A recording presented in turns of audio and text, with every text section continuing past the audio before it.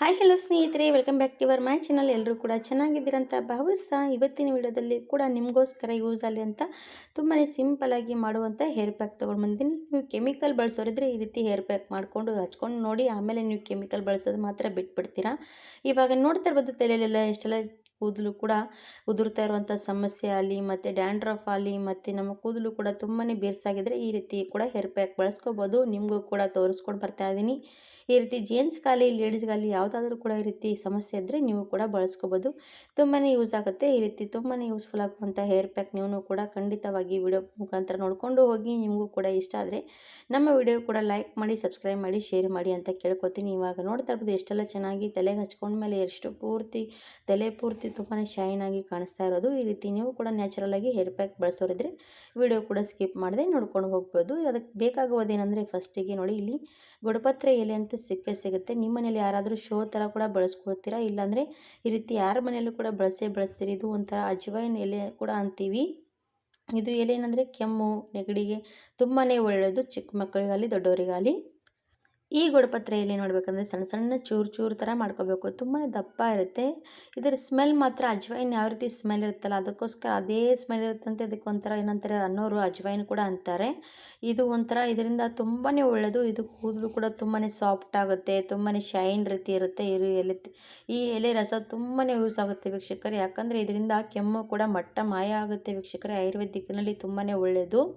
ಇವಾಗ ಇದು ಚೂರು ಚೂರಾಗೆಲ್ಲ ಮಾಡ್ಕೊಂಡು ತೊಗೊಂಡಿದ್ದೀನಿ ಗೊಡಪತ್ರೆ ಎಲೆ. ಇವಾಗ ಇದರಿಂದ ನಾನು ಏನು ಮಾಡ್ತೀನಿ, ಒಂದು ಕುಟ್ಟ ಕಲ್ಲಲ್ಲಿ ಹಾಕಿ ಕುಟ್ಕೊಂಡು ತೊಗೋಬೇಕು. ಎಲ್ಲಿವರೆಗೂ ಅಂದರೆ ಪೂರ್ತಿ ಇದು ರಸ ಬಿಟ್ಕೋಬೇಕು, ಅಲ್ಲಿವರೆಗೂ ಕುಟ್ಕೊಂಡು ತೊಗೋಬೇಕಾಗತ್ತೆ. ನೀವು ಮಿಕ್ಸಿ ಜಾರಲ್ಲಿ ಮಾತ್ರ ಹಾಕೋದಕ್ಕೆ ಹೋಗಬೇಡಿ. ಯಾಕಂದರೆ ಮಿಕ್ಸಿ ಜಾರಲ್ಲಿ ಹಾಕಿದ್ರೆ ರಸ ಬಿಡೋದಿಲ್ಲ. ನಾವು ಎಷ್ಟು ಕಷ್ಟಪಟ್ಟು ಕೊಡ್ತೀವಿ ಅದರಲ್ಲಿ ಎಷ್ಟೆಲ್ಲ ಕಷ್ಟ ಇರುತ್ತಲ್ಲ, ಆವಾಗಲೇ ರಸ ಎಲ್ಲ ಪೂರ್ತಿ ಚೆನ್ನಾಗಿ ಬರೋದು. ಇದಕ್ಕೆ ನೀರು ಹಾಕುವಂಥ ಅವಶ್ಯಕತೆ ಇಲ್ಲ. ನೋಡಿ ಇವಾಗ ನಾವು ಕುಟ್ತಾನೆ ಇದೀನಿ, ಕಲರ್ ಕೂಡ ಚೇಂಜ್ ಆಗಿರೋದು ಕಾಣಿಸ್ತಾ ಇರ್ಬೋದು ನಿಮಗೂ. ಇದು ಒಂಥರ ಕಪ್ಪು ಕಲರ್ ಬಿಡ್ತಾ ಬರುತ್ತೆ. ಇದು ಪೂರ್ತಿ ರಸ ರಸ ಆಗಿ ಎಲ್ಲ ಚಿಡಿತಾ ಬರುತ್ತಲ್ಲ, ಆವಾಗ ನಾವು ಇದು ಕಡಿಮೆ ಕುಟ್ಟೋದು ಮಾಡಿಕೊಂಡು ಇದು ಪೂರ್ತಿ ರಸ ಎಲ್ಲ ಸೋದಿಸ್ಕೊಂಡು ತೊಗೋಬೇಕು. ಇದರಿಂದ ನಮ್ಮ ತಲೆಯಲ್ಲಿ ಹೇರ್ ಫಾಲ್ ಸಮಸ್ಯೆ ಇರಲಿ, ಒಂಥರ ಕೂದಲು ತುಂಬಾ ಜಾಸ್ತಿ ಬಿರ್ಸಾ ಇದ್ದರೆ ಈ ರೀತಿ ನಾವು ಹಚ್ಕೊಳ್ತಾ ಬರಬೇಕು. ಹೇರ್ ಪ್ಯಾಕು ತುಂಬಾ ಒಳ್ಳೆಯದು. ಈ ರಸ ಕೂಡ ನಾವು ತಲೆಗೆ ಹಚ್ಕೊಂಡು 1 ಅವರ್ ಇಟ್ಕೊಂಡು ವಾಶ್ ಮಾಡ್ಕೊಂಡು ನೋಡ್ಬೋದು. ತುಂಬಾ ಸಾಫ್ಟ್ ಆಗುತ್ತೆ ಕೂದಲು ಕೂಡ. ಇವಾಗ ನೋಡ್ತಾ ಇರ್ಬೋದು ಕುಟ್ಟೋ ರಸ ಎಲ್ಲ ಚೆನ್ನಾಗಿ ಸೋದಿಸ್ಕೊಂಡು ತೊಗೊಂಡಿದ್ದೀನಿ. ಇವಾಗ ಎಷ್ಟೆಷ್ಟು ರಸ ಬಂದಿರೋದು, ಇನ್ನೂ ಕೂಡ ಇದರಲ್ಲಿ ರಸ ಇರುತ್ತೆ. ಇದು ಇನ್ನೂ ಸ್ವಲ್ಪ ಹೊತ್ತು ಹಾಕಿ ಕೊಟ್ಕೊಂಡು ಅದು ಕೂಡ ರಸ ತಗೊಳ್ತೀನಿ. ನಿಮಗೆ ಜಾಸ್ತಿ ಕ್ವಾಂಟಿಟಿಯಲ್ಲಿ ರಸ ಬೇಕಾದರೆ ನೀವು ಜಾಸ್ತಿ ಮತ್ತು ಎಲೆಗಳು ತೊಗೋಬೋದು. ನಿಮಗೆ ಜೇಂಟ್ಸ್ಗಾದರೆ ಕಡಿಮೆ ಕೂದಲಿರುತ್ತೆ, ಅವರಿಗಾಗಿ ಕಡಿಮೆ ರಸ ಸಾಕಾಗತ್ತೆ. ಇವಾಗ ಇದಕ್ಕೆ ನೀರು ಮಾತ್ರ ಜಾಸ್ತಿ ಹಾಕೋಬಾರ್ದು, ಸ್ವಲ್ಪನೇ ಆದರೂ ನಡೆಯುತ್ತೆ, ಜಾಸ್ತಿ ಕೂಡ ನೀರು ಹಾಕಬಾರ್ದು. ಇವಾಗ ನೋಡಿ ಇದು ಪೂರ್ತಿ ಇನ್ನೂ ಸ್ವಲ್ಪ ಕುಟ್ಕೊಂಡಿದ್ದೀನಲ್ವ, ಅದು ಕೂಡ ಎಲ್ಲ ಕೂಡ ಸೋದಿಸ್ಕೊಂಡು ತೊಗೊಳ್ತಾ ಇದ್ದೀನಿ. ಈ ರಸದಲ್ಲಿ ಎಷ್ಟೆಲ್ಲ ಕಪ್ಪು ಕಲರ್ ಬಂದಿರೋ ಅಂತ ಕಾಣಿಸ್ತಾ ಇರ್ಬೋದು ಈ ರೀತಿ. ಮತ್ತು ಇದು ರಾತ್ರಿ ಇಡೀ ಬಿಟ್ವಿ ಅಂದರೆ ಪೂರ್ತಿ ಕಪ್ಪಗಾಗತ್ತೆ ಇದು. ಇವಾಗ ಇದು ಒಂದು ಬೇರೆ ಬೌಲಲ್ಲಿ ನಾನು ತಗೊಳ್ತಾ ಇದ್ದೀನಿ. ಇವಾಗ ಇಷ್ಟು ರಸ ಬಂದಿರೋದಲ್ವ, ಇದಕ್ಕೆ ನಾನು ಇವಾಗ ನೆಲ್ಲಿಕಾಯಿ ಪುಡಿ ಪೌಡರ್ ಮಿಕ್ಸ್ ಮಾಡ್ತಾ ಇದ್ದೀನಿ. 1-2 ಸ್ಪೂನಷ್ಟು ನೆಲ್ಲಿಕಾಯಿ ಪೌಡರ್ ಮಿಕ್ಸ್ ಮಾಡಿಕೊಂಡು ಇದು ಕಲಿಸ್ಕೊಂಡು ತೊಗೊಳ್ಳೋಣ. ಇದು ನೋಡಿ ನೆಲ್ಲಿಕಾಯಿ ಪೌಡರ್ ಹಾಕಿದ್ಮೇಲೆ ಎಷ್ಟೆಲ್ಲ ಕಲರ್ ಬಂದಿರೋದಂತ. ಇದು ನಾವು ಕಲಸಿ ಸ್ವಲ್ಪ ನೀರು ಹಾಕಿ ಕಲಿಸ್ತಾ ಇದ್ದೀನಿ. ಈ ರೀತಿ ಕಲಿಸ್ಕೊಂಡು ತೊಗೊಂಡು ನಾವು ಇದು ರಾತ್ರಿ ಇಡೀ ಬಿಡಬೇಕಾಗುತ್ತೆ. ರಾತ್ರಿ ಇಡೀ ಬಿಟ್ವಿ ಅಂದರೆ ನೆಲ್ಲಿಕಾಯಿ ಏನಾಗುತ್ತೆ ಅಂದರೆ ಅದರಲ್ಲಿ ರಸ ಎಲ್ಲ ಚೆನ್ನಾಗಿ ಮಿಕ್ಸ್ ಆಗಿರುತ್ತಲ್ವ, ಪೂರ್ತಿ ಶೈನ್ ಆಗುತ್ತೆ. ಇದು ತಲೆಗೆ ಹಚ್ಕೊಳ್ಳೋ ಮೆಹಂದಿ ಕೂಡ ತುಂಬಾ ಕಲರ್ ಬಿಡುತ್ತೆ. ಹಾಗೆ ಈ ರೀತಿ ರಾತ್ರಿ ಇಡೀ ಬಿಟ್ಟು ನೋಡಿ ನೀವು, ತುಂಬಾ ಒಳ್ಳೆಯದು. ರಾತ್ರಿ ಕಲಸಿಡಬೇಕು, ಬೆಳಗ್ಗೆ ಹೊತ್ತಿಗೆ ಹಚ್ಕೊಂಡು ನಮ್ಮ ಕೆಲಸ ಮಾಡ್ಕೊಂಡ್ಮೇಲೆ ನಾವು ಸ್ನಾನ ಮಾಡಿಕೊಂಡ್ರೆ ಸಾಕಾಗುತ್ತೆ. ಇವಾಗ ಇದು ನಾನು ಕಲಿಸ್ಕೊಂಡು ರಾತ್ರಿ ಇಡೀ ರಾತ್ರಿ ತುಂಬ ಚೆನ್ನಾಗಿ ತಲೆಗೆ ಹಚ್ಚುವಾಗ ತೋರಿಸ್ಕೋಸ್ಕರ ನೆಲ್ಲಿಕಾಯಿ ಮೆಹಂದಿ ಬಳಸ್ತೀನಿ ನಾನು. ಇವಾಗ ನೋಡಿ ತಲೆಯಲ್ಲಿ ಕೂಡ ಈ ರೀತಿ ಬಿಳಿ ಕೂದಲ ಸಮಸ್ಯೆ ಹಾಕಿ ನಮ್ಮ ತಲೆಯಲ್ಲಿ ಹೇರ್ ಫಾಲ್ ಕೂಡ ಇದೆ ಅಂದರೆ ಇಲ್ಲೆಲ್ಲ ನೋಡ್ತಾ ಇರಬಹುದು ಬಿಳಿ ಕೂದಲು ಕಾಣಿಸ್ತಾ ಇರೋದು, ಮತ್ತೆ ಜಾಸ್ತಿ ಹೇರ್ ಫಾಲ್ ಕೂಡ ಇರೋದು ಮಧ್ಯದಲ್ಲಿ ನೋಡ್ತಾ ಇರಬಹುದು. ನಾನು ಇದೇ ರೀತಿ ಬಳಸ್ತಾ ಇರ್ತೀನಿ ಇವರಿಗೆ, ಅದಕ್ಕೋಸ್ಕರ ನೋಡಿ ಸಣ್ಣ ಕೂದಲು ಕೂಡ ಬಂದಿರೋದು. ಇವಾಗ ನೋಡಿ ಈ ಕಡೆ ಸೈಡಿಗೂ ಕೂಡ ಜಾಸ್ತಿನೇ ಆಗಿರೋದು. ಯೂಸ್ಫುಲ್ ಆಗುವ ಇವಾಗ ತಲೆಗೂ ಕೂಡ ಯಾವ ರೀತಿ ಹಚ್ಕೋಬೇಕಂತ ತೋರಿಸ್ತೀನಿ ನೋಡಿ. ನೀವು ಕೂಡ ಯಾವಾಗಾದ್ರೂ ತಲೆಗೆ ಹಚ್ಚೋರಿದ್ರೆ ಈ ರೀತಿ ಹಚ್ಬೋದು.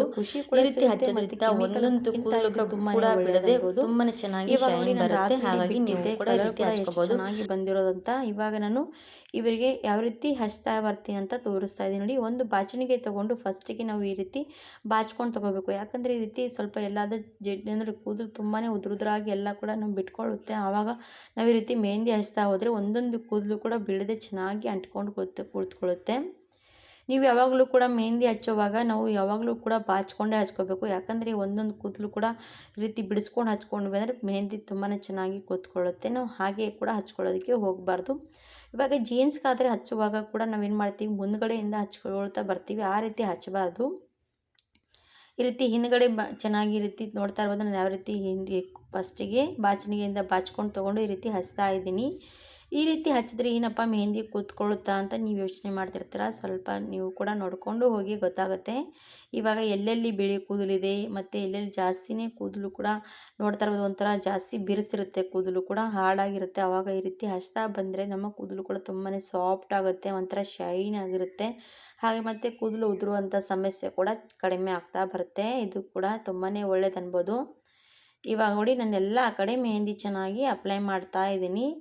ಈ ಥರ ಬಾಚಣಿಗೆಯಿಂದ ಬಾಚ್ತಾ ಇರಬೇಕು, ಹಾಗೆ ಮೆಹಂದಿ ಕೂಡ ಹಚ್ತಾ ಇರಬೇಕು. ಈ ರೀತಿ ಹಚ್ಚೋದ್ರಿಂದ ನಮ್ಮ ಕೂದಲು ಒಂದೊಂದು ಕೂದಲು ಕೂಡ ಬಿಡದೆ ಚೆನ್ನಾಗಿ ಮೆಹಂದಿ ನಾವು ಬಾಚ್ತೀವಲ್ಲ, ಅದು ಮೆಹಂದಿ ಏನಾಗುತ್ತೆ ಬಾಚೋದ್ರಿಂದ ಎಲ್ಲ ಕಡೆ ಮೆಹಂದಿ ಚೆನ್ನಾಗಿ ಕೂತ್ಕೊಳ್ಳುತ್ತೆ. ನಾವು ಯಾವಾಗಲೂ ಕೂಡ ಮೆಹಂದಿ ಹಚ್ಚೋವಾಗ ಇದೇ ರೀತಿ ಹಚ್ತಾ ಇರ್ತೀನಿ. ನೋಡಿ ಇವಾಗ ಫಸ್ಟಿಗೆ ಮುಂದುಗಡೆ ನಾನು ಎಲ್ಲ ಕೂದಲು ಮಾಡಿ ಈ ರೀತಿ ಮೆಹಂದಿ ಹಚ್ಕೊಂಡು ತೊಗೊಂಡೆ. ಆಮೇಲೆ ಈ ರೀತಿ ಮೆಹಂದಿ ಹಚ್ಕೊಂಡಾದ್ಮೇಲೆ ಮತ್ತೆ ಹಿಂದುಗಡೆ ಸೈಡ್ ಕೂದಲು ಮಾಡ್ಕೊಳ್ತಾ ಇದ್ದೀನಿ. ಈ ರೀತಿ ಬಾಚಣಿಗೆಯಿಂದ ನಾವು ಬಾಚುತ್ತಾ ಮೆಹಂದಿ ಹಚ್ತಾ ಬಂದರೆ ನಮ್ಮ ಕೂದಲು ಒಂದೊಂದು ಬಿಡದೆ ಚೆನ್ನಾಗಿ ಮೆಹಂದಿ ಎಲ್ಲ ಕೂತ್ಕೊಳ್ಳುತ್ತೆ. ಮತ್ತು ನಾವು ತಲೆ ವಾಶ್ ಮಾಡುವಾಗ ಕೂಡ ಮೆಹಂದಿ ಈಸಿಯಾಗಿ ಬಿಟ್ಕೊಂಡು ಬರುತ್ತೆ. ನಾವೆಲ್ಲ ಕೂಡ ಮೆಹಂದಿ ಹಚ್ಕೊಂಡು ಆದಮೇಲೂ ಕೂಡ ಬಾಚ್ಕೋಬೋದು. ತುಂಬಾ ಯೂಸ್ ಆಗುತ್ತೆ. ಈ ರೀತಿ ಬಾಚೋದ್ರಿಂದ ನಮ್ಮ ಮೆಹಂದಿ ಏನಾಗುತ್ತೆ, ಎಲ್ಲಾದರೂ ಒಂದೊಂದು ಕೂದಲು ಬಿಟ್ಕೊಂಡಿರ್ತೀವಲ್ಲ ಅಲ್ಲೆಲ್ಲ ಕೂಡ ಚೆನ್ನಾಗಿ ಮೆಹಂದಿ ಬಾಚಣಿಗೆಯಿಂದ ಕೂಡ ಕೂತ್ಕೊಳ್ಳುತ್ತೆ.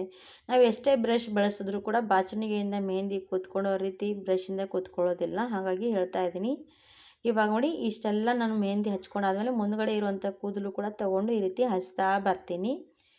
ಈ ರೀತಿ ನ್ಯಾಚುರಲ್ ಆಗಿ ನಿಮ್ಮ ಮನೆಯಲ್ಲೂ ಕೂಡ ಇರುವಂಥದ್ದು ಬಳಸ್ಕೊಂಡು ನೀವು ಹೇರ್ ಪ್ಯಾಕ್ ರೆಡಿ ಮಾಡ್ಕೋಬೋದು. ಹಾಗಾದರೆ ನೀವು ಕೂಡ ಯೂಸ್ ಅಲ್ಲಿ ಅಂತ ತೋರಿಸಿರೋಂಥ ಈ ಹೇರ್ ಪ್ಯಾಕು ಇಷ್ಟ ಆಗಿರೋರಿದ್ದರೆ ಪ್ಲೀಸ್ ವಿಡಿಯೋಕ್ಕೂ ಕೂಡ ಲೈಕ್ ಕೊಡಿ ಅಂತ ಕೇಳ್ತೀನಿ. ನೀವು ಕೂಡ ಮನೆಯಲ್ಲಿ ಬಳಸ್ಕೊಂಡು ನೋಡಿ. ನೀವು ಕೂಡ ಈ ರೀತಿ ಒಂದು ಸರ್ತಿ 2 ಸರ್ತಿ ಬಳಸ್ತಾ ಹೋದರೆ ಗೊತ್ತಾಗುತ್ತೆ. ಈ ರೀತಿ ಒಂದೇ ಸರ್ತಿ ಬಳಸ್ಕೊಂಡ ತಕ್ಷಣ ನೀವೇನಪ್ಪ ಇದನ್ನೆಲ್ಲ ಯೂಸ್ಫುಲ್ ಇಲ್ಲ ಅಂತ ಅನ್ಬೇಡಿ. ಯಾಕಂದರೆ ನಾವು ಬಳಸೋ ಅಂಥ ಪದ್ಧತಿ ಜಾಸ್ತಿನೇ ಹಾಗೆ ಬಳಸ್ತಾ ಬಂದ್ವಿ ಅಂದರೆ ಅದು ಕೂಡ ನಮಗೆ ಯೂಸ್ ಆಗ್ತಾ ಬರುತ್ತೆ. ಇವಾಗ ನೋಡಿ ಎಲ್ಲ ಆ ಕಡೆ ಮೆಹಂದಿ ಹಚ್ತಾ ಬಂದಮೇಲೆ ಈ ರೀತಿ ನೋಡ್ತಾ ಇರ್ಬೋದು, ಹೆಕ್ಕೋದ್ರಿಂದ ಕೂಡ ಹೆಕ್ತಾ ಇದ್ದೀನಿ. ನೋಡ್ತಾ ಇರ್ಬೋದು ಬಾಚಣಿಗೆ ಕೂಡ ಇಂದ ಚೆನ್ನಾಗಿ ಹೆಕ್ತಾ ಬರಬೇಕು. ಇವಾಗ ಎಲ್ಲ ಕಡೆ ಚೆನ್ನಾಗಿ ಬಾಚಣಿಗೆಯಿಂದ ಎಲ್ಲ ಕಡೆ ಹೆಕ್ಕೊಂಡು ತೊಗೊಂಡಿದ್ದೀನಿ. ಇವಾಗ ನೋಡಿ ಎಷ್ಟೆಲ್ಲ ಚೆನ್ನಾಗಿ ಮೆಹಂದಿ ಕೂತ್ಕೊಂಡಿರೋದು ಅನ್ಬೋದು. ಈ ರೀತಿ ಮೆಹಂದಿ ಚೆನ್ನಾಗಿ ತಲೆಗೆ ಹಚ್ಕೊಂಡು 1 ಅವರ್ ಅಷ್ಟು ಬಿಟ್ಕೊಂಡು ನಾವು ಇವಾಗ ತಲೆ ಸ್ನಾನ ಮಾಡಿದರೆ ತುಂಬಾ ಕೂದಲು ಕೂಡ ಉದುರಾಗಿ ಶೈನ್ ಆಗಿ ಬರುತ್ತೆ. ಹಾಗಿದ್ರೆ ಇವತ್ತಿನ ವಿಡಿಯೋದಲ್ಲಿ ತೋರಿಸಿರುವಂಥ ಈ ನ್ಯಾಚುರಲ್ ಆಗಿ ಹೇರ್ ಪ್ಯಾಕ್ ನೀವು ಕೂಡ ಬಳಸ್ಕೊಂಡು ನೋಡಿ. ನಿಮಗೂ ಕೂಡ ಇಷ್ಟ ಆದರೆ ನಮ್ಮ ವಿಡಿಯೋಗೂ ಕೂಡ ಲೈಕ್ ಕೊಡಿ, ಶೇರ್ ಮಾಡಿ, ಸಬ್ಸ್ಕ್ರೈಬ್ ಮಾಡಿ ಅಂತ ಕೇಳ್ಕೊಂಡು ಈ ವಿಡಿಯೋ ಇಲ್ಲಿಗೆ ಮುಗಿಸ್ತೀನಿ. ಧನ್ಯವಾದ ವೀಕ್ಷಕರೇ.